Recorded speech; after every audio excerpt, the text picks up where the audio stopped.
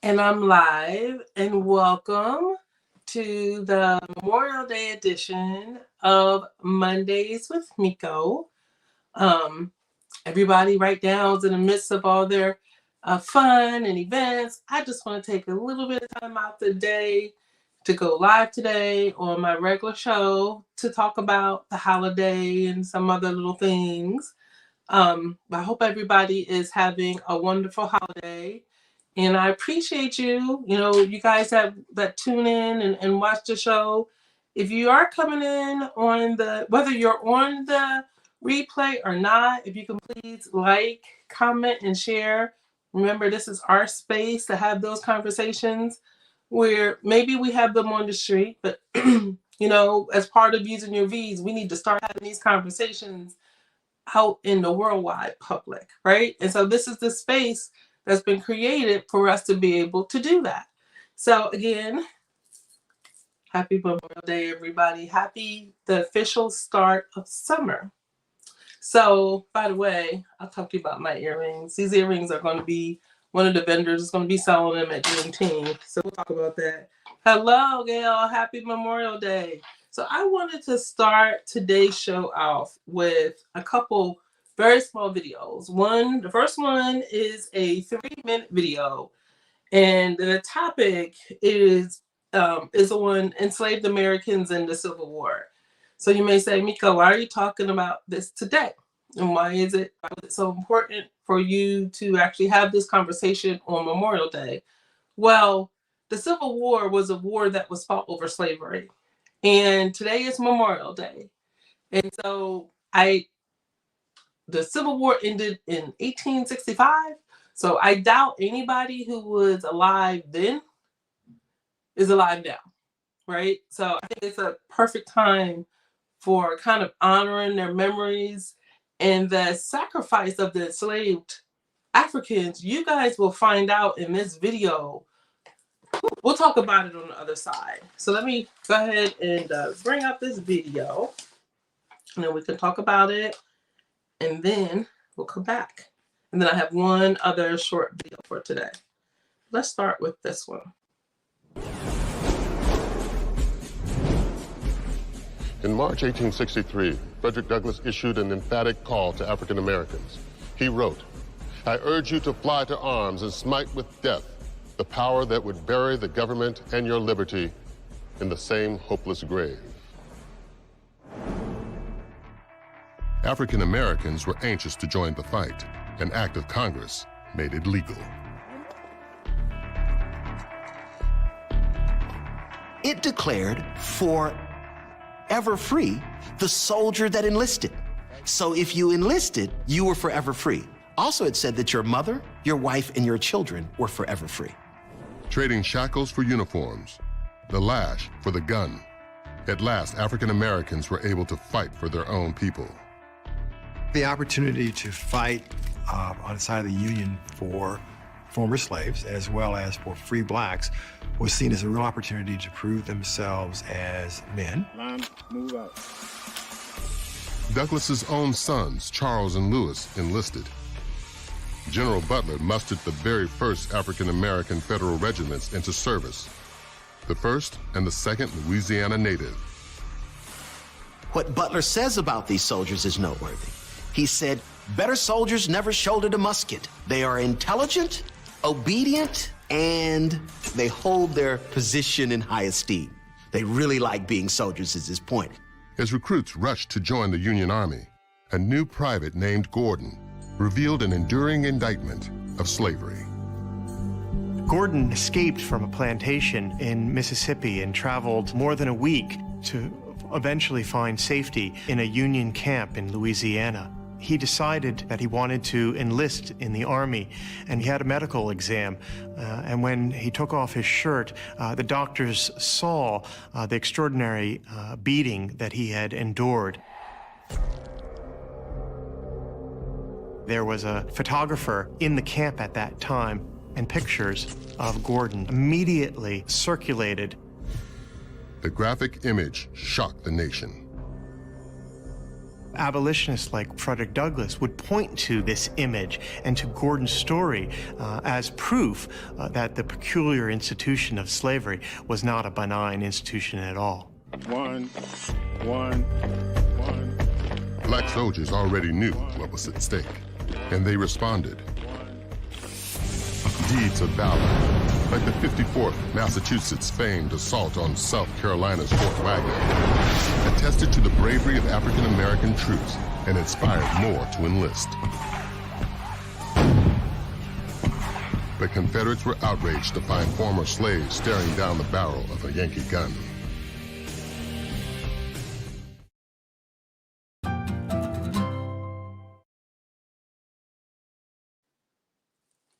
All right, so let's just talk about that a little bit. What the enslaved Africans kind of sacrificed, right? And oh, by the way, today I also watched the movie Glory for the first time. How many of you guys have seen that movie? I was, putting all these little pieces together has just been an incredible journey. I think I mentioned it before. Every Monday after Mondays with Miko, I've been attending the Majeska School where we're learning about South Carolina history. And so one of the things that is that we're learning about and that I probably didn't realize to such extent that the Civil War was indeed a war that was fought over slavery. And so when people, that was the whole purpose of the war, right? And so when, when people have that Confederate flag, to me, in my culture, that's symbolic of having a swastika. That's really what this war was about. But anyway, so you guys saw the video, and if you watch the movie Glory about the 54th Regiment, but think about it. Right? So these Africans, they were not permitted to fight in the war. So here's a war over slavery, a war over whether you continue to be in bondage and chains and murdered and abused and family separation and all these things. So this is what the war is over. And you're not able to be you can't fight. So what happened was, the Union Army said, okay, President Lincoln said, okay, Africans, you can fight for the Union Army. And if you fight for the Union Army, then you will be free, your family will be free, your mama will be free, right? But I wish it was that easy. I wish it was that easy, because then the Confederates said, but if we catch you, you're going to be a slave again. So if you happen to be in the North, or if you happen to be a free man, because they were free Africans in this land. So if you happen to be a free man, or if you happen to be in the North, or you happen to have been freed because there were laws in the North that would free slaves after a certain period of time of escaping and all this other stuff, to fight for the Union Army, you had to risk your very freedom. Yes, the Union says that you would be free, but in that process, if you got caught by the Confederate Army, not only were you caught, prisoners of war are caught and they're captured, right? And they're tortured and it's terrible. But if you were caught by the Confederate Army, they sent you back to slavery. If you survived, if they didn't kill you right off the bat, right? They weren't in the business of catching slaves. So check out this stat, right? So 9.5% of the folks that ended up fighting in the army were African American. Half were freedmen who lived in the North, and half were ex-slaves or escaped slaves from the South. More than 160 colored regiments. Wow. So, so then I'm like, okay, strong Africans, they were slaves, some of them were free, and they said, we're going to fight because we believe in this cause. But my people, think about it. If 9.5% were African American, that meant, what's that, 90%? 90.5% of the people who fought in the Civil War did not look like us, but they fought against slavery because it was wrong. Flat out, they fought against it. They didn't look like us. They weren't enslaved, but they were fighting for freedom for us. And when I think about kind of where we are right now with the state of politics in the Congress, in the Senate, where we have senators that are saying what happened in January 6th of this year was not insurrection, despite the fact what we saw with our own eyes, despite the fact that the very flag that I talked about at the beginning, the Confederate flag, was flown on the U.S. Capitol this January. And they say that wasn't insurrection. Check this out. If you were in the Union Army and you were caught by the Confederates, they considered that insurrection.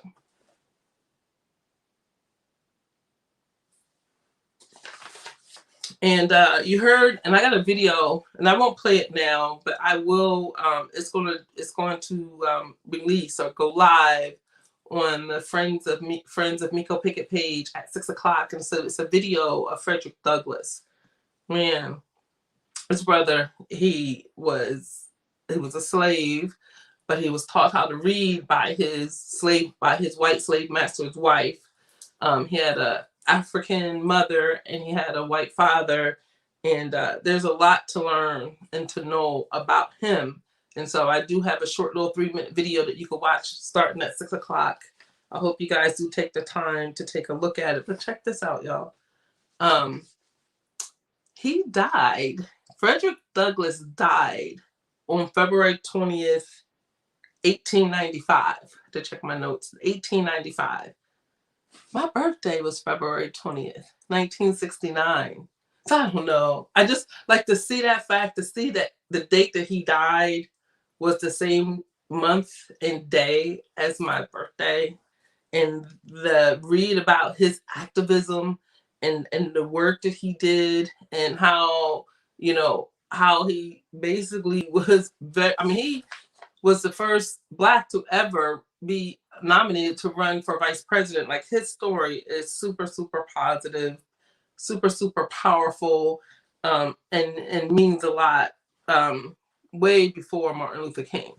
So if you get a chance, let's together learn more about him and what he means to us as African Americans, and not just as African Americans, but as Americans. Because remember, if 9.5% of the people who fought in the Civil War were African American, that meant that 91%, 90.5% were not.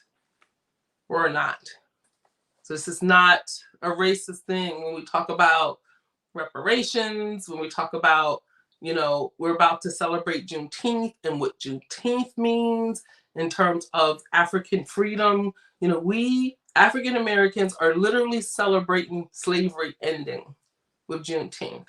It's important to us. It's part of American history. And it's not just the 13, so I'm putting a couple numbers out there for you. 13% African Americans live in America today. 13%. All of America doesn't look like where I live in Marion County. It's 13%. Right? So, these issues that exist, it's not just us, right? The people that are in the struggle, trying to make things better for African Americans, it's people who come from all different backgrounds. It is really, really exciting. So, nothing I learned, because start thinking about, like, what is war? And for you guys that are watching, you've served in the military, so you have a better appreciation of war and fighting in the Army. And I did not. I'm beginning to get a little bit better appreciation of it. But, I don't know. I guess I thought that they would get guns and they would shoot from, from planes or some bombs over. Never thought about hand-to-hand combat like they had to do in the Civil War. Like you got a gun and somebody 10 feet away from you has a gun and you guys are staring each other down and somebody's going to live and somebody's going to die. And the flag person, the person who holds the flag, he don't have nothing. I was like, what?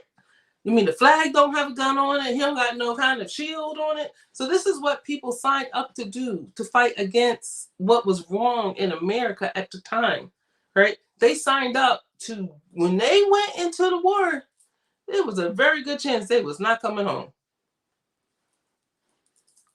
I found that deep. Y'all found that deep?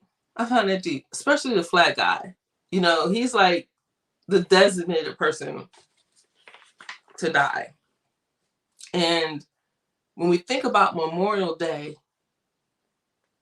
the thousands and millions, I don't even know how many, I don't want to say millions, but the lots of people who've died in the war fighting for America, we do owe them a day to kind of sit back and wait and say, you know what?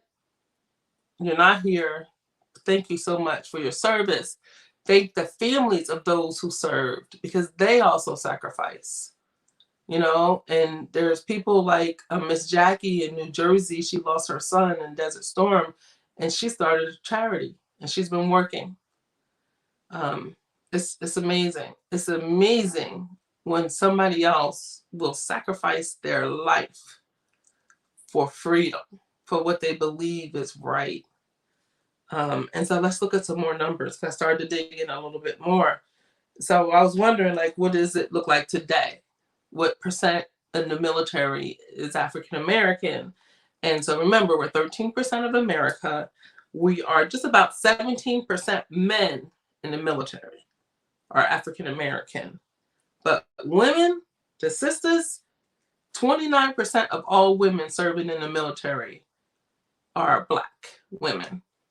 And keep in mind, 13% of us in this country, but 29% of those women are African American women. So I found that to be really, really powerful, really, really powerful, really powerful moment for me as I was reflecting on Memorial Day, why Memorial Day is important as we come up on Juneteenth in the historic nature of what we're going to be celebrating, the end of slavery.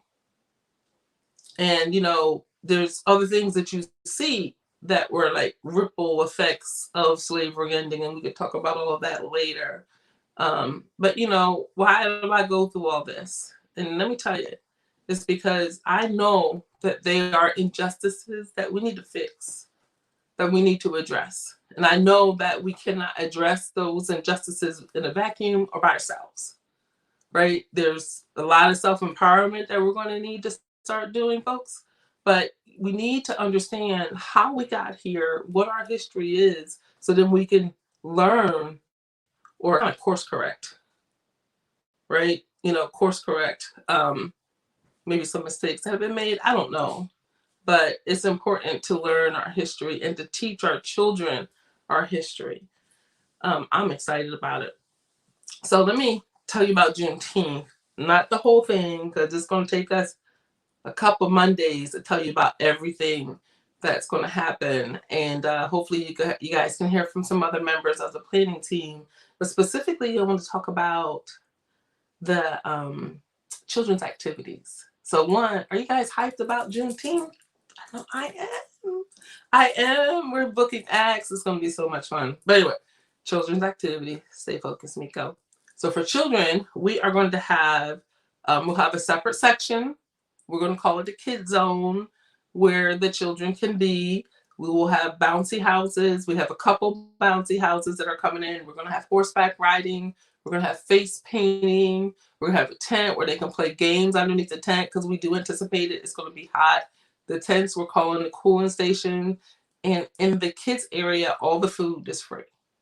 So they'll have their own little kind of mini Juneteenth play area as part of the experience. So we're really excited about that. And then, we're going to have food vendors, and we're going to have a section on arts and nonprofit there to give the community information. And we have our small businesses that are going to be there selling their products. And it's really, really important that we support our small businesses. Remember, when you go in and you support a small business and you buy earrings, or you buy a dress, or you buy some artwork, you're supporting you buy food, you're supporting our community.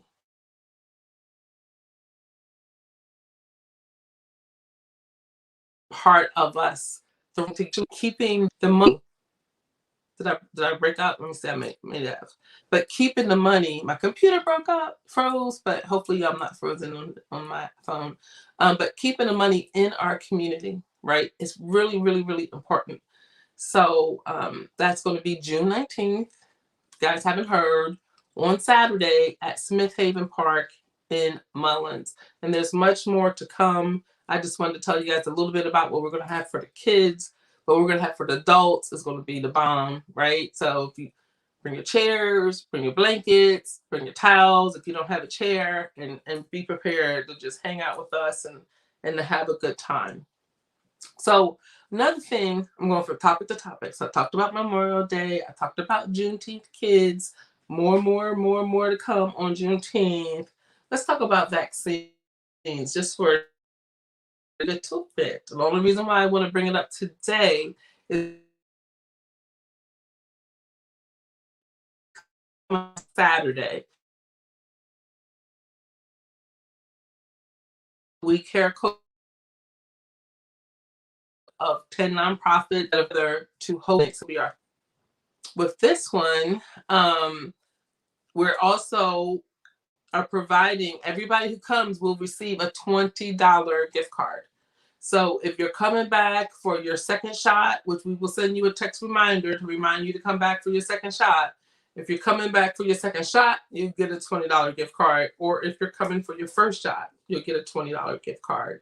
So we're really excited about kind of this new movement towards incentives, right? I don't think we're paying folks to get it. I just think they're incentives. And I'm excited that we have the opportunity to provide such an incentive. So that's this Saturday from 9 a.m. to 12 p.m. No appointments. You just walk in, and you're able to get your COVID shot. We have your COVID-19 vaccinations. We have Moderna vaccinations. And you will receive a $20 gift card when you leave to either Piggly Wiggly or Walmart. So we're really, really excited about that. And, coming up on half hour. So the final thing that I did want to end with today is, I just wanted to speak to those who used to live here and don't. So if you're watching this and you used to live here, you can just give me one more moment of your time. Or if you know somebody who used to live here, your family members, whatever, if you could deliver the message to them as well. And this is what the message is.